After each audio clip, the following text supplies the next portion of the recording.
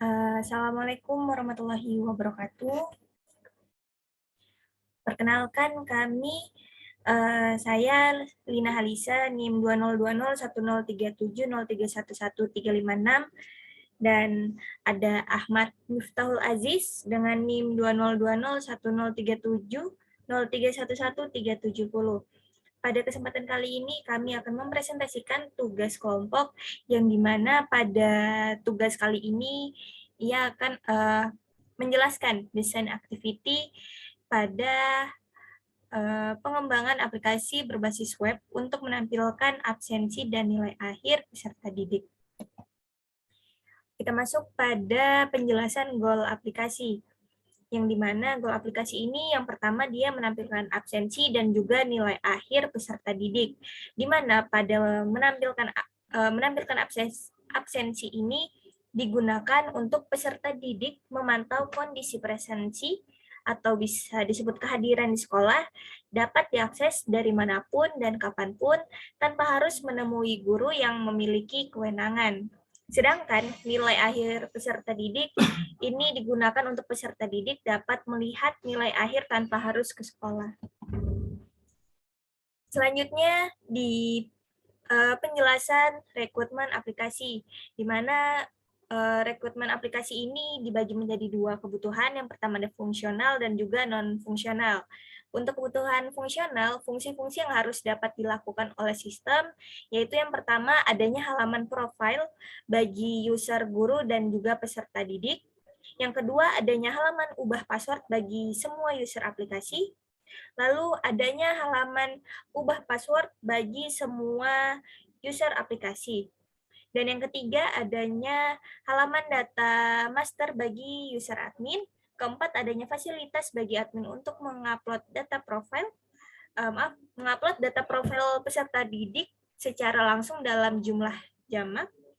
Lalu yang kelima adanya fasilitas bagi admin untuk mengupdate langsung informasi kelas peserta didik saat masa kenaikan kelas tiba. Dan yang terakhir ini adanya halaman input absensi bagi user admin. Selanjutnya untuk kebutuhan non-fungsional, di sini rumusan kebutuhan non-fungsional meliputi yang pertama adanya aplikasi harus mampu melakukan verifikasi saat pengguna ingin masuk ke sistem. Itu biasanya verifikasi ini berdasarkan username, password, dan tipe pengguna.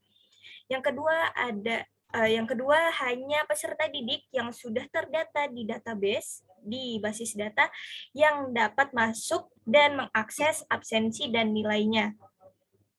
Dan yang ketiga, adanya halaman admin hanya dapat diakses oleh pengguna admin. Dan keempat, halaman guru hanya dapat diakses oleh pengguna guru. Yang kelima, penggunaan enkripsi password MD5. Lalu yang terakhir, adanya halaman input nilai bagi user guru.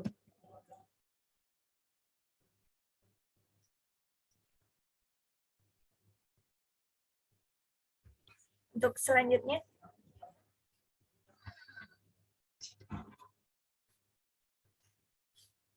untuk selanjutnya adanya alur aplikasi, yang mana pada alur aplikasi ini user ataupun usernya berupa mahasiswa dan guru dapat melihat dan menampilkan nilai absensi dan nilai akhir.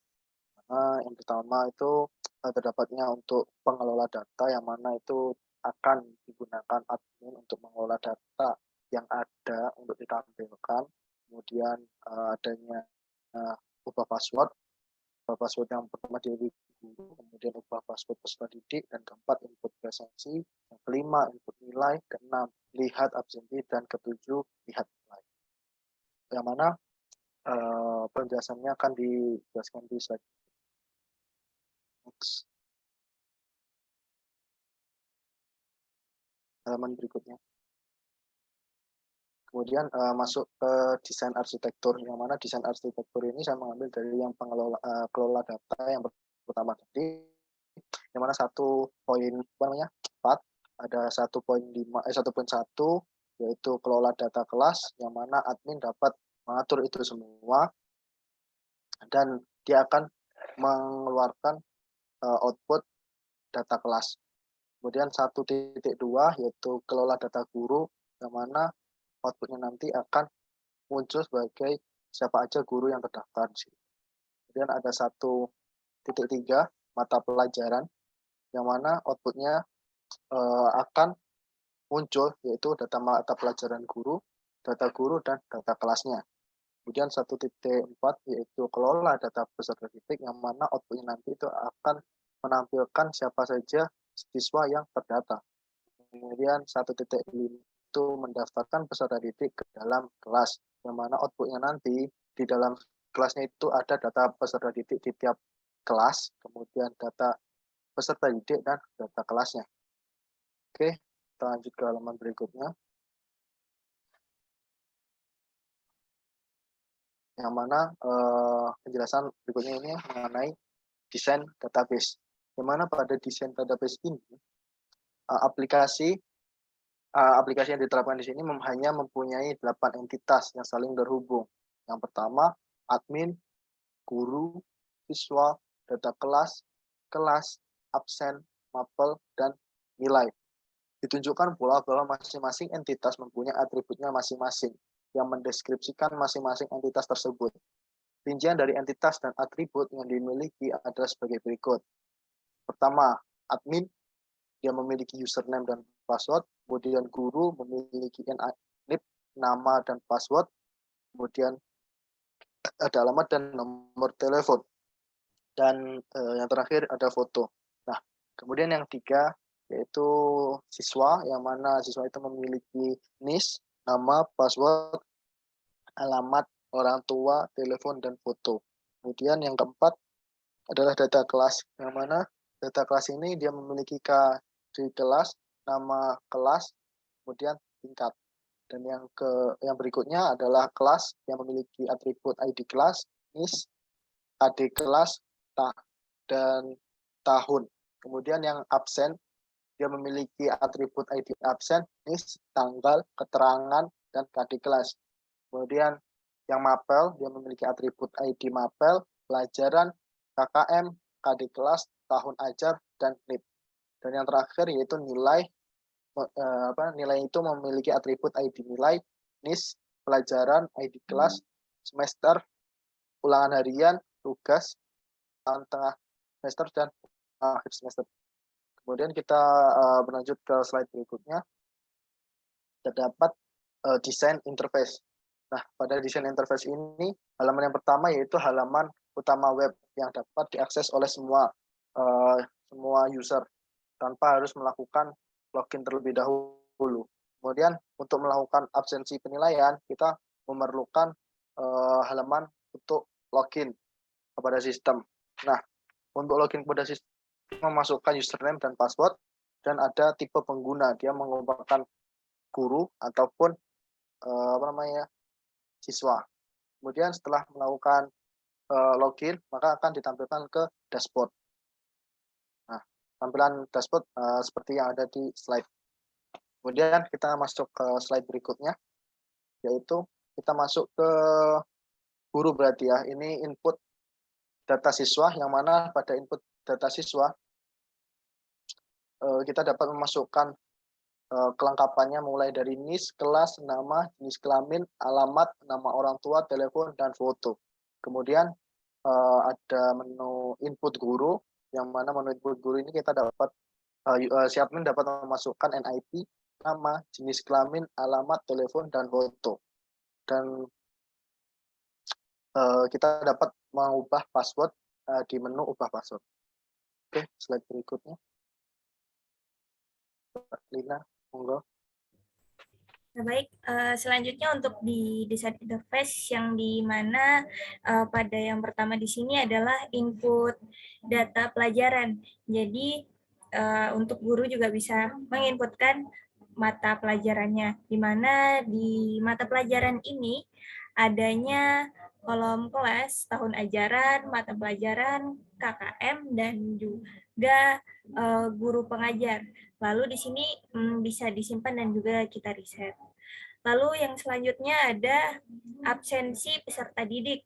Jadi pada absensi peserta ini dilakukan per hari, di mana per hari ini Contohnya di sini adalah pada tanggal 25 September 2013, yang pada kolom pertama itu ada kelasnya, lalu ada jumlahnya, absen, status, dan juga detail. Selanjutnya, yang di bagian ini input data kelas, di mana di sini kita menginputkan tingkatan kelasnya, kelas berapa, dan juga nama kelasnya. Lalu kita save atau juga kita reset. Selanjutnya, desain yang selanjutnya ini ada data absensi. Nah, jadi di sini kita akan melihat data absensi per bulannya. Jadi ada kolom bulan, sakit, izin, dan tanpa keterangan, dan juga detail. Selanjutnya di sini ada input data kelas. Nah, di sini kita menginputkan untuk data kelasnya, kelas di mana di input data kelas ini ada kolom kelas, mata pelajaran, ulangan harian, tugas, UTS, UAS, dan juga detail. Yang selanjutnya daftar nilai peserta didik. Nah, di sini adalah daftar nilai siswanya, di mana kita akan melihat daftar nilai-nilai peserta didik itu, di mana kolomnya itu ada pelajaran, nama guru, ulangan harian, UTS, UAS, nilai akhir, KKM, dan juga keterangan. Oke, berikutnya adalah desain komponen yang mana kita menggunakan di paper yang kita review menggunakan beberapa bahasa pemrograman yaitu JavaScript dan PHP. Nah, HTML sendiri yaitu bahasa markup language sebenarnya tidak termasuk ke dalam bahasa pemrograman. Kemudian untuk basis datanya kita di paper ini menggunakan MySQL. Oke. Mungkin cukup sekian penjelasan dari kelompok kami. Nantinya mohon maaf. Assalamualaikum warahmatullahi wabarakatuh.